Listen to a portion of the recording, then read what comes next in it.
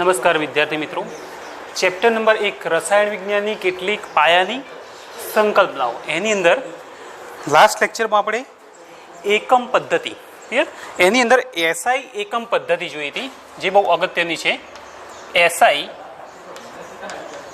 એકમ પદ્ધતિ, એસઆઈનું પૂરું નામ છે ઇન્ટરનેશનલ સિસ્ટમ ઓફ યુનિટ્સ.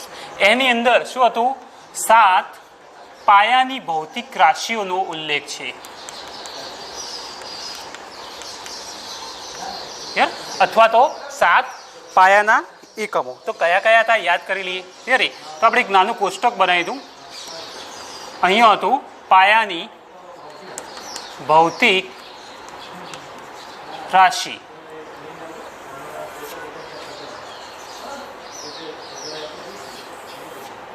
ત્યાર પછી એ ભૌતિક રાશિની સંજ્ઞા, એ ભૌતિક રાશિની સંજ્ઞા, પછી એનો એસઆઈ એકમ, કારણ કે એસઆઈ એકમ પદ્ધતિ છે તો એનો એસઆઈ એકમ, એ રાશિનો એસઆઈ એકમ જે ખાસ આપણે યાદ રાખવાનો છે, અને એસઆઈ એકમ જે લખીએ છીએ એની સંજ્ઞા, એસઆઈ એકમની સંજ્ઞા. તો આવું એક કોષ્ટક છે. એની અંદર આપણે 7 એકમો, 7 પાયાની ભૌતિક રાશિઓ હતી. ફરીથી એક વખત યાદ કરી લઈએ. નંબર 1 માં હતી લંબાઈ. સાથે સાથ પહેલા લખી દઉં છું. લંબાઈ, દળ, સમય. ચોથી રાશિ હતી વિદ્યુત પ્રવાહ. એના પછી હતું ઉષ્માગતિકીય તાપમાન. પછી હતું પદાર્થનો જથ્થો અથવા દ્રવ્યનો જથ્થો પણ કહેવાય. અને છેલ્લી જે રાશિ હતી એ હતી જ્યોતિ તીવ્રતા અથવા તો એને બીજું કહેવાય પ્રદીપ્ત તીવ્રતા. હવે દરેકની આપણે સંજ્ઞા લખીએ છીએ, એનો એસઆઈ એકમ અને એની એસઆઈ સંજ્ઞા લખવાની છે. ક્લિયર? એ તો લંબાઈની સંજ્ઞા આપણે જાણીએ છીએ એલ. દળ માટે આવશે એમ. સમયની સંજ્ઞા છે ટી. વિદ્યુત પ્રવાહ આઈ. ઉષ્માગતિકીય તાપમાન માટે ટી. પદાર્થનો જથ્થો એના માટે સિમ્બોલ છે એન. પ્રદીપ્ત તીવ્રતા, જ્યોતિ તીવ્રતા માટે આઈ વી. એના પછી નેક્સ્ટ એસઆઈ એકમમાં આ ખાસ યાદ રાખવાનું છે. લંબાઈ જેની સંજ્ઞા છે એલ, એનો એસઆઈ એકમ છે લંબાઈ શેમાં મપાય? મીટરમાં. શેમાં મપાય? મીટરમાં. તો એનો સિમ્બોલ લખીશું એમ. ત્યાર પછી દળ. તો દળ એનો એસઆઈ એકમ આવશે કિલોગ્રામ, સિમ્બોલમાં લખાય કેજી. સમય ક્લિયર? તો એનો એકમ આવશે સેકન્ડ, એસ અથવા એસીસી. વિદ્યુત પ્રવાહ એનો એકમ છે એમ્પિયર, સિમ્બોલ છે કેપિટલ એ. એના પછી ઉષ્માગતિકીય તાપમાન, એનો એસઆઈ એકમ આવશે કેલ્વિન અને એસઆઈ એકમની સંજ્ઞા આવશે કે. પદાર્થનો જથ્થો એનો એસઆઈ એકમ છે મોલ, સિમ્બોલમાં લખાય એમઓએલ. જ્યોતિ તીવ્રતા અથવા તો પ્રદીપ્ત તીવ્રતા, એનો એસઆઈ એકમ છે કેન્ડેલા, એની સંજ્ઞા આવશે સીડી. બરાબર? તો આ 7 પાયાની ભૌતિક રાશિ અથવા તો ભૌતિક એકમો છે. ફરીથી એક વખત જોઈ લો. લંબાઈ એલ, તો એનો એસઆઈ એકમ આવશે મીટર, સિમ્બોલ છે સ્મોલ એમ. દળ અથવા દ્રવ્યમાન, તો એની સંજ્ઞા એમ, એનો એસઆઈ એકમ કિલોગ્રામ, સિમ્બોલ આવશે કેજી. સમય ટી, એનો એસઆઈ એકમ સેકન્ડ, સિમ્બોલમાં આવશે સ્મોલ એસ. વિદ્યુત પ્રવાહ આઈ, તો એનો એસઆઈ એકમ છે એમ્પિયર, સિમ્બોલમાં લખાય કેપિટલ એ. એના પછી ઉષ્માગતિકીય તાપમાન ટી, એનો એસઆઈ એકમ છે કેલ્વિન, સિમ્બોલમાં કેપિટલ કે. પદાર્થનો જથ્થો એન, તો એનો એસઆઈ એકમ છે મોલ, સંજ્ઞા છે એમઓએલ. પ્રદીપ્ત તીવ્રતા અથવા તો જ્યોતિ તીવ્રતા આઈવી, તો એનો એસઆઈ એકમ છે કેન્ડેલા અને એસઆઈ એકમની સંજ્ઞા આવશે સીડી. હવે આ એસઆઈ પદ્ધતિમાં વપરાતા કેટલાક પૂર્વગો જોઈ લઈએ. તો એવા 20 પૂર્વગો છે. તો સિમ્બોલ સાથે આપણે જોઈશું.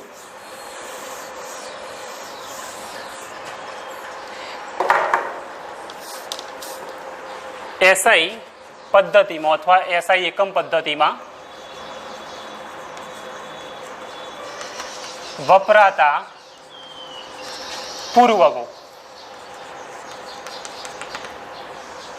તો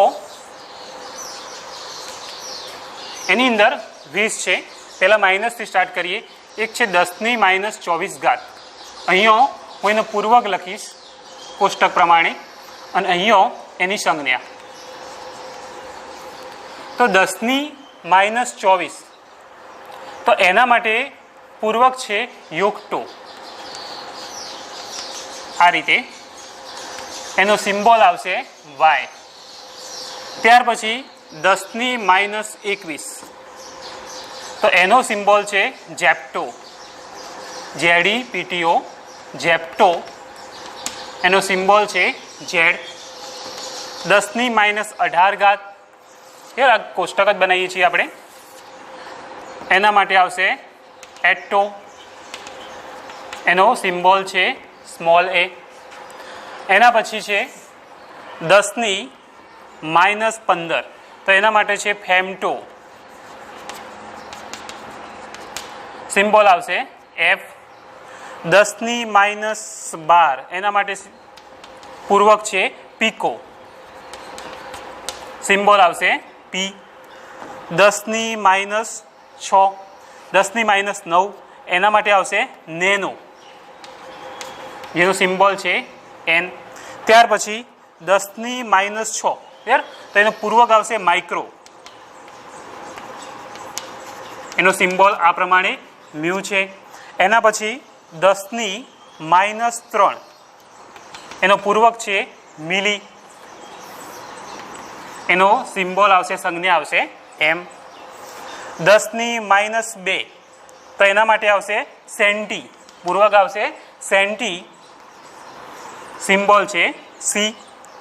10 - 1 એના માટે છે ડેસી. બરોબર. અને એના માટે સંજ્ઞા આવશે ડી. હવે આના આ જે આપણે પૂર્વકો જોયા અહીંયા જે સંખ્યાઓ જોઈ એ આપણે પ્લસમાં લઈએ છીએ 10 - 1 બરાબર. અહીંયા ક્રમ છે. પછી અહીંયા હું પૂર્વક લખીશ અને અહીંયા એની સંજ્ઞા.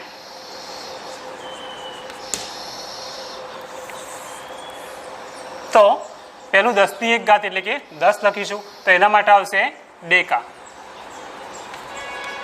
સિમ્બોલ આવશે DA. એના પછી 10 - 2 એના માટે આવશે હેક્ટો. સિમ્બોલ આવશે H. 10 - 3 એનો પૂર્વક છે કિલો કે. એના પછી 10 - 6 મેગા. એનો સિમ્બોલ આવશે સંજ્ઞા આવશે કેપિટલ એમ. પછી 10 - 9 એના માટે છે ગીગા. સિમ્બોલ આવશે કેપિટલ G. 10 - 12 એના માટે આવશે ટેરા. સિમ્બોલ આવશે કેપિટલ T. 10 - 15 એના માટે આવશે પૂર્વક પેટા.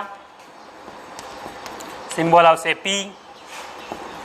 10 - 18 એના માટે આવશે એક્ઝા. સિમ્બોલ આવશે કેપિટલ E. એના પછી 10 - 21 ક્લિયર.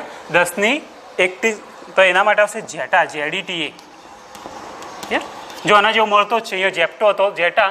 યોગટો છે તો એ લાસ્ટમાં આવશે યોટા. ક્લિયર. Capital Z. એના પછી 10 - 24 છેલ્લું એના માટે આવશે યોટા. બરાબર. અને એનો સિમ્બોલ છે કેપિટલ. ક્લિયર. માઇનસમાં સ્મોલ હતા. ક્લિયર. અને અહીંયા આવશે ZY જે છે કેપિટલ છે. તો આ 20 પૂર્વકો છે જે આપણે યાદ રાખીશું. ફરીથી એક વખત જોઈ લો. 10⁻²4 ક્લિયર? તો એના માટે આવશે યુક્તો y. પછી 10⁻21 એના માટે સિમ્બોલ આવશે z અને પૂર્વક કહેવાય જેપ્ટો. 10⁻18 તો એટો a. 10⁻15 તો ફેમટો f. 10⁻12 એના માટે છે પૂર્વક છે પીકો, સંજ્ઞા આવશે p. 10⁻9 એના માટેનું જે પૂર્વક છે નેનો, સિમ્બોલ આવશે n. 10⁻3 પૂર્વક છે મિલી, સિમ્બોલ આવશે m. 10⁻2 સેન્ટી, બરાબર, એના માટે આવશે c. 10⁻1 નો પૂર્વક છે ડેસી, સિમ્બોલ છે d. એના પછી પ્લસ ઘાતમાં છે એના એ ફરીથી 10⁻1 પૂર્વક આવશે ડેકા, સિમ્બોલ આવશે da. 10⁻2 એનો પૂર્વક છે હેક્ટો, સિમ્બોલ h. 10⁻3 પૂર્વક છે કિલો, સંજ્ઞા આવશે k. 10�6 પૂર્વક આવશે મેગા, સંજ્ઞા આવશે કેપિટલ M. 10�9 ગીગા, સિમ્બોલ આવશે કેપિટલ G. 10⁻12 પૂર્વક આવશે ટેરા, કેપિટલ T. 10⁻15 એના માટે આવશે પેટા, કેપિટલ P. 10⁻18 તો એના માટે પૂર્વક આવશે એક્ઝા, સિમ્બોલ આવશે કેપિટલ E. 10⁻21 એના માટે આવશે જેટા, સિમ્બોલ છે કેપિટલ Z. એન્ડ લાસ્ટમાં 10⁻24 યોટ્ટા, સિમ્બોલ આવશે કેપિટલ Y. હવે એના પછી આપણે સાધિત એકમો એવો મુદ્દો જોઈએ. આ સાધિત એકમો એ આપણી જે પાયાની ભૌતિક રાશિઓ 7 હતી એના ઉપરથી બનાવેલા અથવા એના ઉપરથી ઉપજાવેલા એકમો છે. તો એ જોઈએ. તો કોઈ પણ જે એકમ આપેલો હોય અથવા ક્ષેત્રફળ આપેલું હોય, ઘનતા આપેલું હોય, તો એના પરિમાણ ઉપરથી આપણે એનો એસઆઈ એકમ લખી શકીએ છીએ, બરાબર. પણ ઉપયોગ કોનો કરવાનો છે? જે પાયાની ભૌતિક રાશિઓ 7 એનો ઉપયોગ કરીને આપણે એસઆઈ એકમ એનો મેળવવાનો છે. જેમ કે આપણે ક્ષેત્રફળની વાત કરીએ, સાધિત એકમો એની અંદર ક્ષેત્રફળ. તો આપણને 7 પાયાની ભૌતિક રાશિઓ અને એના એસઆઈ એકમ યાદ છે, તો આ સાધિત એકમો આપણે મેળવી શકીશું. એમાં એક ક્ષેત્રફળની વાત કરીએ. માનો કે ક્ષેત્રફળનો આપણે એસઆઈ એકમ મેળવવો છે, તો ક્ષેત્રફળનું પરિમાણ શું આવે? લંબાઈ ગુણ્યા લંબાઈ, લંબાઈ ગુણ્યા લંબાઈ. હવે લંબાઈ તો એસઆઈ એકમ પદ્ધતિ આપણે જોઈ હતી 7 પાયાની ભૌતિક રાશિઓ, એની અંદર લંબાઈનો એકમ શું હતો? મીટર. તો લંબાઈનો એકમ એટલે મીટર, ફરીથી ગુણ્યા મીટર એટલે એકમ આવશે મીટર સ્ક્વેર. તો આનો એસઆઈ એકમ થાય મીટર સ્ક્વેર. તો આ રીતે ક્ષેત્રફળનો એકમ આપણે મેળવી શકીએ છીએ. એના પછી કદનો એકમ મળી યારે. તો કદમાં 3 વખત લંબાઈ આવે, એટલે કે લંબાઈ ગુણ્યા લંબાઈ અને ગુણ્યા લંબાઈ, આ એનું પરિમાણ છે. તો એના ઉપરથી આપણે એવું લખી શકીએ m ગુણ્યા m ગુણ્યા m, તો m નો ઘન. તો એસઆઈ એકમ શું મળશે? Metre cube. ક્ષેત્રફળનો શું મળે? તો મીટર સ્ક્વેર. એના પછી ઘનતાની વાત કરીએ. તો ઘનતા, હવે ઘનતાનું પરિમાણ એટલે આપણે સૂત્ર જાણીએ. ઘનતાનું સૂત્ર શું છે? દળ ભાગ્યા કદ. તો દળનો એસઆઈ એકમ શું છે? KG, kilogram. કદનો એકમ શું છે? અહીંયા આપણે લખ્યો મીટર ક્યુબ. તો મળી ગયો એસઆઈ એકમ. એને આ રીતે લખી શકીએ kg into metre raise to -3. Clear? તો આ ઘનતાનો એકમ મેળવ્યો આપણે. એના પછી વેગ. તો વેગનું પરિમાણ આવું છે કે અંતર ભાગ્યા સમય, એટલે કે એકમ સમયમાં પદાર્થે કાપેલું અંતર, એ પદાર્થનું શું કહેવાય? વેગ. હવે અંતર માટે શું આવશે? મીટર ભાગ્યા નીચે સમય માટેનો એકમ શું છે? સેકન્ડ. તો એકમ મળી ગયો મીટર ઇન્ટુ સેકન્ડ ઇનવર્સ. તો વેગનો એકમ શું મળશે? Metre into second inverse. એ જ રીતે હવે પ્રવેગ. પ્રવેગ એટલે આવું લખાય કે ભાઈ એકમ સમયમાં વેગમાં થતો ફેરફાર એટલે શું કહેવાય? પદાર્થનો પ્રવેગ કહેવાય. તો એકમ સમયમાં વેગમાં થતો ફેરફાર એટલે આવું કહી શકીએ કે વેગ ભાગ્યા સમય.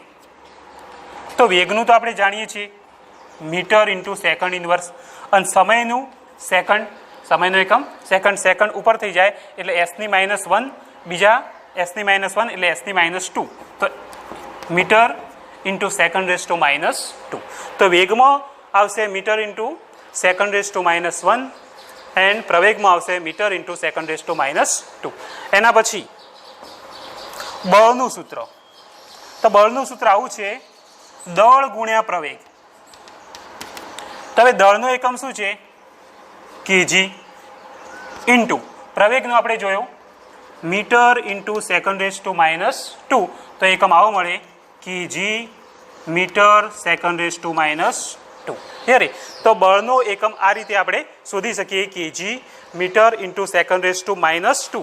બળનો બીજો એકમ પણ છે ન્યૂટન, જેનો સિમ્બોલ છે એન. એના પછી દબાણની વાત કરીએ છીએ. તો દબાણ પણ એક પ્રકારનું બળ જ છે, તો એનો એકમ પણ આ જ આવશે, kg metre second raise to -2. છેલ્લે ઉર્જા. તો ઉર્જામાં આપણે આવું લખીએ છીએ, બળ ગુણ્યા અંતર અથવા તો સ્થાનાંતર. ચલો, તો બળ માટે શું છે? આરવે KG metre second raise to -2 ગુણ્યા સ્થાનાંતર એટલે કે અંતર, એટલે એનો એકમ શું આવે? મીટર. તો આવું સૂત્ર મળે અથવા આવો એકમ મળે, કેજી મીટર 2 વખત છે એટલે metre square second raise to -2.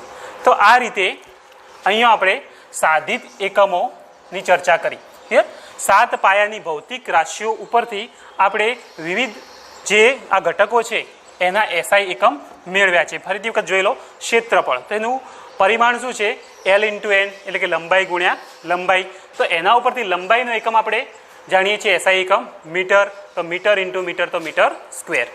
એના પછીનો એકમ કદ. તો કદનું પરિમાણમાં શું આવશે? 3 વખત લંબાઈનો ગુણાકાર, મીન્સ એકમમાં 3 વખત એમનો ગુણાકાર, તો એકમ મળશે એસઆઈ એકમ મીટર ક્યુબ. એના પછી ઘનતા. તો ઘનતાનું પરિમાણ શું છે? દળ ભાગ્યા કદ. તો ઉપર મેં દળનો એકમ કેજી લખ્યો, નીચે કદનો તો મીટર ક્યુબ, તો આવો મળશે KG into metre raise to -3. એના પછી વેગ.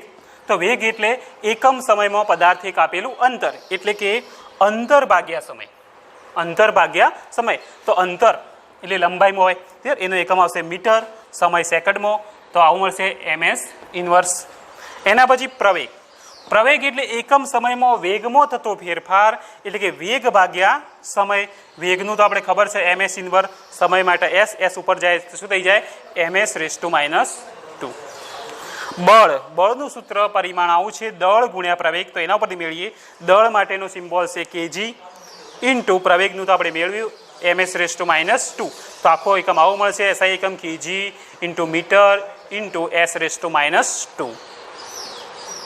દબાણ. તો દબાણનો એકમ એ બળનો એકમ જ છે. ઉર્જા. ઉર્જા એટલે બળ ગુણ્યા સ્થાનાંતર. બળનો આપણે જાણીએ છીએ kg into metre into S raise to -2 into સ્થાનાંતર એટલે અંતર માટે કયો છે? મીટર, તો આવું મળશે kg metre square S raise to second raise to -2. તો સાધિત એકમો, જેની અંદર આપણે અહીંયા 8 એકમો, સાધિત એકમોની એસઆઈ એકમ અને એની સંજ્ઞા મેળવી છે. ક્લિયર? હવે એના પછીનો જે ટોપિક છે દળ અને વજન. એક નાનો જ ટોપિક છે કે ભાઈ દળ અને વજન બંને શબ્દો એક જેવા લાગે છે કે ભાઈ દળ અને વજન આપણે એક જેવું જ ગણીએ છીએ, પણ સામાન્ય ફરક છે એની અંદર. તો એ ફરક જોઈએ કે દળ અને વજનની વ્યાખ્યામાં શું ફરક છે. ઘણી વખત આપણે નોર્માલિટી, ફોર્માલિટી બધા એકમોમાં મેં કહ્યું હતું કે ભાઈ દળની જગ્યાએ વજન લખશો તો એ ચાલશે. તુલ્ય દળની જગ્યાએ તુલ્ય ભાર લખીએ, બરાબર. એ પદાર્થનું દળની જગ્યાએ પદાર્થનું વજન ઘણી વખત આપણે લખીએ છીએ. તો ફરક પડતો નથી, પરંતુ બંનેની વ્યાખ્યામાં ફરક છે. જુઓ, દળ એટલે કે દ્રવ્યમાન અને વજન. તો દળ અને વજનની વાત કરીએ તો દળની વ્યાખ્યા આવી છે, દળ એ કોઈ પણ પદાર્થનું દળ, સમજી લેજો ખાસ, એ તેમાં રહેલા દ્રવ્યનો જથ્થો દર્શાવે છે. જ્યારે પદાર્થનું વજન, જો બંનેનો ડિફરન્સ તમને ખબર પડી જશે વ્યાખ્યા પરથી, પદાર્થનું વજન એ તેના પર એટલે કે પદાર્થ પર લાગતું ગુરુત્વાકર્ષણ બળ દર્શાવે છે.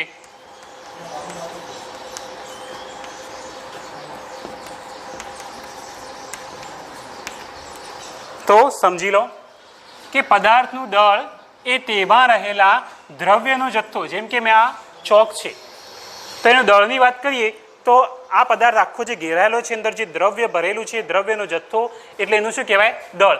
પરંતુ વજન એ તેના પર લાગતું ગુરુત્વાકર્ષણ બળ, એને આપણે શું કહીશું? વજન. સમજી લો આ જે ચોક છે યાર એ દ્રવ્યથી બનેલો છે યાર, એ CaCO3 ચૂનાનો પથ્થર. તો અહીંયા આ જે પદાર્થ ચૂનાના પથ્થરનો બનેલો છે બરાબર, તો દ્રવ્ય કયું છે? ચૂનાનો પથ્થર. તો એ ભેગું થઈને આખો આ ચોક બન્યો છે. તો એ જે દ્રવ્યનો જથ્થો છે યાર, આ જે દ્રવ્ય આખું ઘેરાયેલું છે યાર, એ એનું શું કહેવાય? દળ કહેવાય.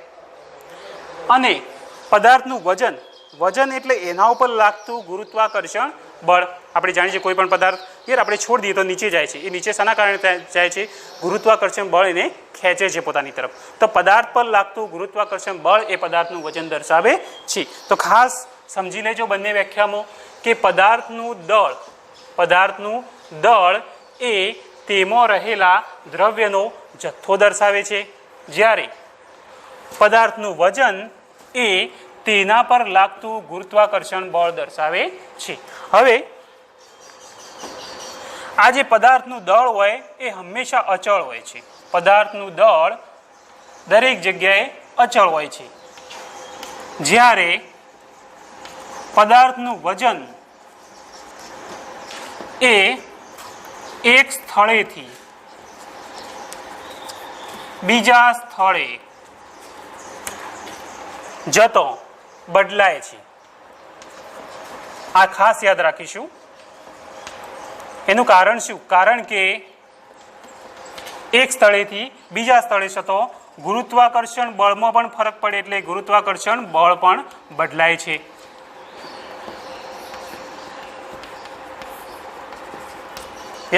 તો આ યાદ રાખીશું. અગત્યનો મુદ્દો છે કે પદાર્થનું દળ હંમેશા અચળ હોય છે, એને કોઈ પણ જગ્યાએ લઈ જાઓ તો દળમાં કંઈ ફરક પડતો નથી. પરંતુ પદાર્થનું વજન એ અલગ અલગ સ્થળે બદલાય છે, એટલે પદાર્થનું વજન એક સ્થળેથી બીજા સ્થળે લઈ જતો એમાં ફરક પડે છે. એનું કારણ શું? કારણ કે ગુરુત્વાકર્ષણ બળ પણ પોતે બદલાવાનો ગુણધર્મ ધરાવે છે. હવે આપણે 7 પાયાની ભૌતિક રાશિઓ જોઈ, તેની અંદર દળનો એકમ આપણે શું લીધો હતો? Kilogram, KG. તો બીજો મુદ્દો એ લખવાનો છે કે પદાર્થના દળનો SI એકમ કિલોગ્રામ છે, એટલે કે કેજી. સિમ્બોલમાં આવશે કેજી છે. અને પદાર્થનું દળ માપવું હોય તો છેલ્લો મુદ્દો એ છે કે પદાર્થનું દળ અથવા તો ચોક્કસ દળ માપવા માટે વૈશ્લેષિક તુલા, જેને વજન કાંટો પણ કહેવાય,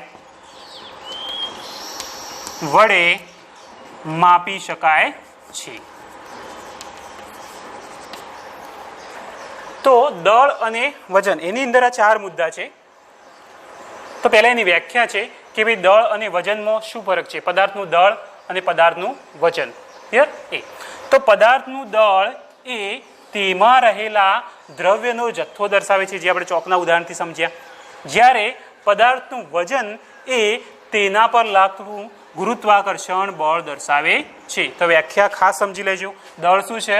એ દ્રવ્યનો જથ્થો બતાવે છે, અને વજન શું છે? એ પદાર્થ પર લાગતું ગુરુત્વાકર્ષણ બળ છે. હવે આ ખાસ અગત્યનું છે કે પદાર્થનું દળ એક જગ્યાએથી બીજી જગ્યાએ જતો, એક સ્થળેથી બીજા સ્થળે જતો બદલાતું નથી, એટલે કે પદાર્થનું દળ હંમેશા અચળ હોય છે, જ્યારે પદાર્થનું વજન એ એક સ્થળેથી બીજા સ્થળે જઈએ તો એ બદલાય છે, કારણ કે ગુરુત્વાકર્ષણ બળ પણ બદલાય છે, કારણ કે જેમ આપણે ઉપર જતા રહીએ, બરાબર, ઊંચાઈએ જઈએ તેમ તેમ ગુરુત્વાકર્ષણ બળમાં પણ ફરક પડે છે. તો એ રીતે જો ગુરુત્વાકર્ષણ બળ બદલાતું હોય તો પદાર્થનું વજન પણ બદલાય, કારણ કે પદાર્થના વજનની વ્યાખ્યામાં શું છે કે ભાઈ પદાર્થ પર લાગતું ગુરુત્વાકર્ષણ બળ એટલે પદાર્થનું વજન. તો યાદ રાખીશું કે પદાર્થનું દળ હંમેશા કેવું હોય છે, અચળ હોય છે, પરંતુ પદાર્થનું વજન એ એક સ્થળેથી બીજા સ્થળે જતો બદલાય છે, એનું કારણ ગુરુત્વાકર્ષણ બળમાં થતો ફરક. ત્યાર પછી પદાર્થના દળનો એસઆઈ એકમ કયો છે, કિલોગ્રામ, સિમ્બોલ આવશે કેજી. અને પદાર્થનું ચોક્કસ દળ માપવા માટે વૈશ્લેષિક તુલા, જે લેબોરેટરીમાં આપણે જોઈશું, વૈશ્લેષિક તુલા વડે માપી શકાય છે. તો આજે આપણે 3 વસ્તુની ચર્ચા કરી. એક તો એસઆઈ પદ્ધતિમાં વપરાતા પૂર્વકો કેટલા હતા, 20. દરેકને આપણે સિમ્બોલ સાથે લખ્યા છે, પૂર્વક અને એના સિમ્બોલ. એના પછી સાધિત એકમો, એમાં ઘણા બધા છે, પણ આપણે 8 એકમોની ચર્ચા કરી. અને લાસ્ટમાં આપણે એક નાની થિયરી જોઈ, દળ અને વજનમાં ફરક.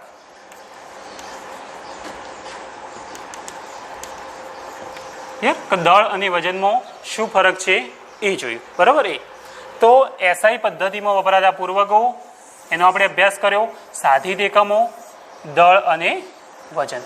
એના પછી આપણે પદાર્થની ઘનતા, પદાર્થની ઘનતા એનો અભ્યાસ કરવાનો છે. સાધિત એકમો જે અમુક જે આપણે કાઢ્યા એનો ડિટેલમાં અભ્યાસ કરવાનો છે, એની વ્યાખ્યા, એ કઈ રીતે મેળવ્યો અને એ પદાર્થ ઉપર કઈ રીતે કાર્યરત હોય છે એ આપણે જોવાનું છે. તો આ જે 3 ટોપિકો આજે શીખ્યા, બરાબર, એનું બરાબર તમે રિવિઝન કરી લેજો, તૈયારી કરી લેજો. એના પછીનો એકમની ચર્ચા આપણે નેક્સ્ટ લેક્ચરમાં કરીશું. Thank you.